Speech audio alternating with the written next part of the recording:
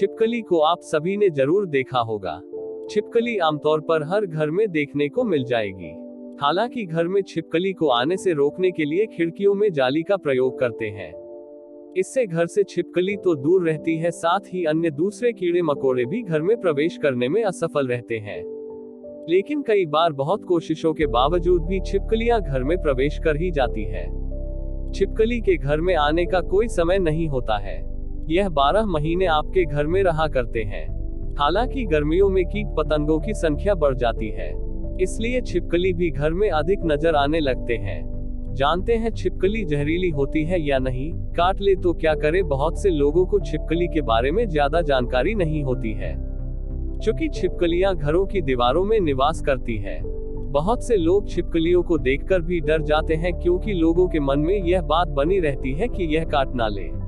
तो आज हम आपको ऐसे में बताने जा रहे हैं कि छिपकली में जहर होती है या नहीं, और अगर काट ले तो क्या करना चाहिए। चलिए जानते हैं विस्तार से। आमतौर पर आप लोगों ने बहुत ही कम सुना होगा कि छिपकली किसी मनुष्य को काट लिया हो, लेकिन कभी कभी जब छिपकली को खतरा महसूस होने लगती है तो यह काट सकती है। काटने पर भी यह हमारी त्वचा पर ज्यादा घाव नहीं बना सकती है, क्योंकि छिपकली के मुंह में बहुत छोटे छोटे दांत होते हैं जो नुकीले भी नहीं होते हैं। छिपकली कीड़े मकोड़े या पतंगे को खाकर जिंदा रहती है। दीवार पर चलने के लिए इनके विशेष प्रकार के पंजे होते हैं जो इनको दीवार पर चलने और चिपके रहने में मददगार होते हैं। खतरे को महसूस करते ही यह अपनी पूंछ को अलग कर देती है। लगभग 1 महीने में इनकी पूंछ वापस आ जाती है। छिपकली चींची की आवाज भी निकालती है। दुनिया भर में कई प्रकार के छिपकली की प्रजाति पाई जाती है, जिनमें कई जहरीली होती है।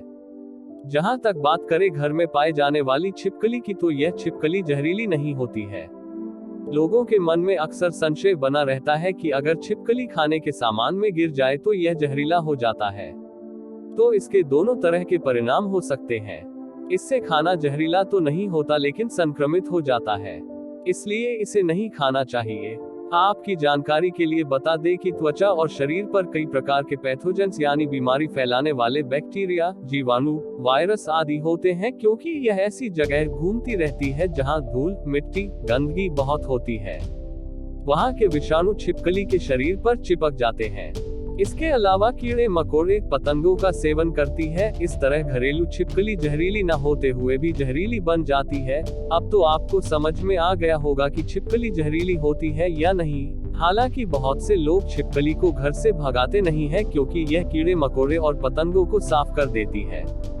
हालांकि छिपकली के काटने से आप बीमार हो सकते हैं, इसलिए इसे घर से भगाना ही बेहतर होता है। छिपकली से बचाने के लिए खाने वाले चीजों को छुपाकर रखना चाहिए। वहीं अगर गलती से छिपकली किसी खाने की चीजें चली जाए तो उसे नहीं खाना चाहिए। छिपकली काट ले तो क्या करें? जिस जगह पर आपको छिपकली काटती है उस स्थान को अच्छी तरह से डिटॉल या डिटॉल साबुन से साफ करें। ऐसा करने से जहर ज्यादा नहीं फैल पाती है। छिपकली के दांत बहुत छोटे छोटे होते हैं और जब वो जोर से काटती है तो उसके कुछ दांत जख्म वाली जगह पर ही रह जाते हैं। इसलिए अपने जख्म की जांच अच्छी तरह से करें और उसे अच्छी तरह से निकाल दें। घाव को साफ करने के लिए भूलकर भी किसी ऐसी चीज का इस्तेमाल नहीं करना चाहिए जिससे त्वचा को नुकसान पहुंचे। अल्कोहल और हाइड्रोजन पेरोक्साइड का तो बिल्कुल भी नहीं। छिपकली काटे हुए हिस्से को गुनगुने पानी में डालकर रखें। ऐसा करने से इन्फेक्शन ज्यादा नहीं फैलता है। छिपकली काट ले तो घबराएं नहीं, बल्कि आप नजदीकी स्वास्थ्य केंद्र में जाकर उपचार कराएं। जख्म पर भूलकर भी पट्टी नहीं बांधनी चाहिए। ऐसा करने से जख्म गलने लगता है, जबकि खुला छोड़ने से हवा लगती है और जख्म जल्दी ठीक हो जाता है। छिपकली काट ले तो आपको टेटनस का इंजेक्शन जरूर लगवा लेना चाहिए।